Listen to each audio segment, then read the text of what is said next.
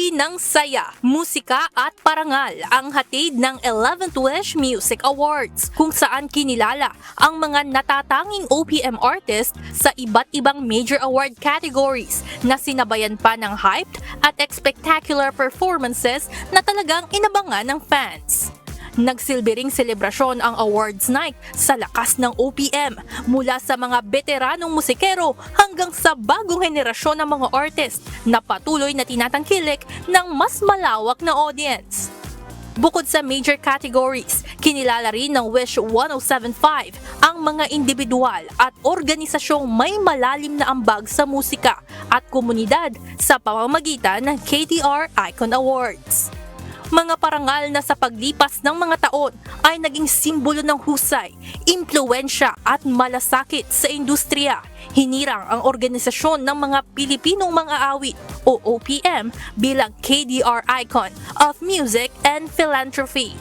Itinatag noong 1986, layunin ng organisasyon na suportahan ang Filipino singers, hindi lamang sa paglikha at pagpapalaganap ng musika, kundi pati sa pagbibigay ng tulong pinansyal sa mga miyembrong nangangailangan, lalo na sa panahon ng sakuna at krisis. Tumanggap ang OPM ng 70,000 pesos donasyon bilang suporta sa kanilang mga programa.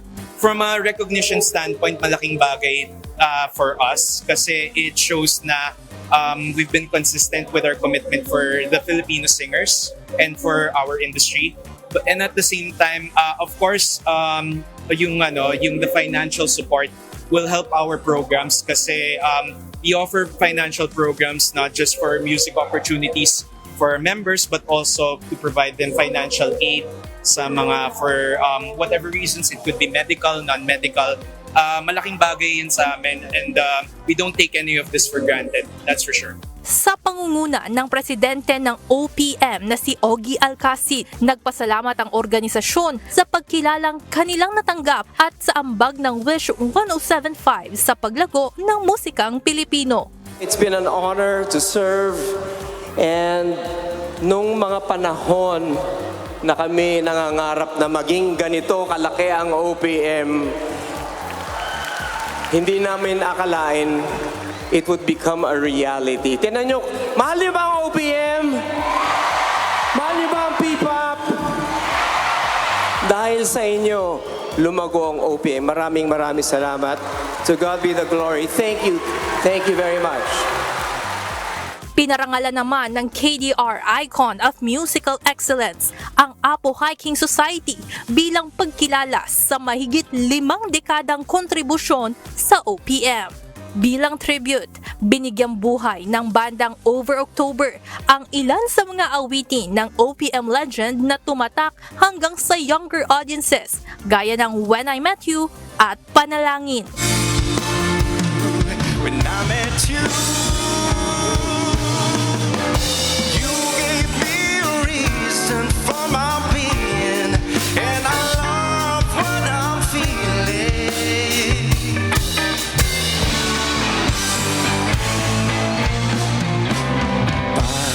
Panalangin ko sa habang buhay, makapiling ka, makasama ka, yan ang panalangin ko. More than 50 years na po kami sa business na to. At sa totoo lang, kung alam nyo yung kwento namin, 3 beses na kami nag-retire at nagpaalam. Pero, tuloy-tuloy pa rin ang musika namin at maraming salamat.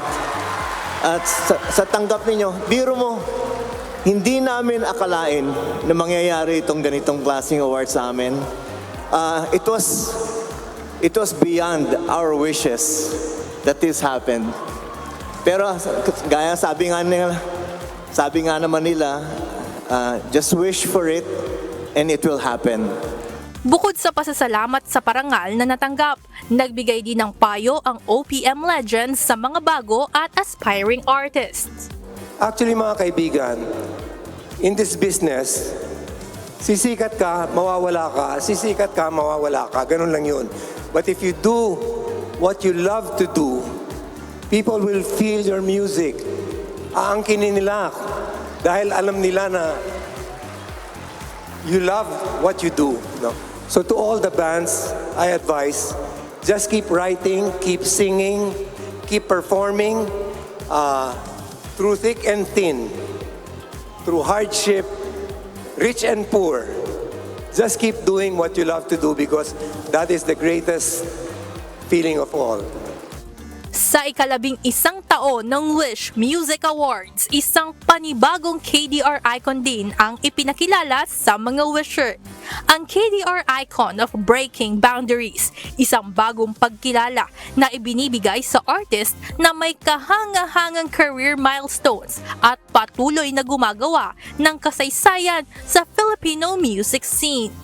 Ang kauna-unahang tumanggap ng parangal na ito ay si TJ Monterde na nagwagi rin ng ilang major awards kabilang ang Wish Artist of the Year matapos ang sunod-sunod na sold-out concerts at makasaysayang tour. Ladies and gentlemen, our first ever KDR icon of Breaking Boundaries, TJ Monterde. Overwhelming. Talaga, overwhelmed. Super overwhelmed. Kanina parang, ano to, grabe tong award na to. As in, super thank you Wish Music Awards sa pag-honor sa lahat ng pagod, puyat, at lahat na ginawa namin noong 2025. Thank you po dito sa award. Nagpasalamat din si TJ sa lahat ng fans na patuloy na sumusuporta sa kanya at sa kanyang musika. Mga between, kayo yung dahilan kung bakit meron tayong ganito. Kasi hindi naman namin magagawa yung 40 shows na yun kung hindi kayo nandun. Kaya share tayo dito. Maraming salamat sa inyo lahat at huwag kayong mag-alala, excited ako for 2026. Marami pa tayong lugar na pupuntahan at marami pa tayong kantang kakantahin. Sa pagsisimula ng panibagong dekada para sa Wish Music Awards, muli nitong pinatunayan na OPM is breaking boundaries. Mula sa kanilang galing sa musika, lawak ng advokasya at lalim ng impluensya, kinikilala ng Wish 1075 sa pamamagitan ng KDR Icon Awards ang mga OPM artist na patuloy na humuhubog sa kasaysayan ng musikang Pilipino. Evan Alvarez, UNTV News and Rescue. Diyos ang aming sandigan, serbisyo publiko ang aming pinahahalagahan.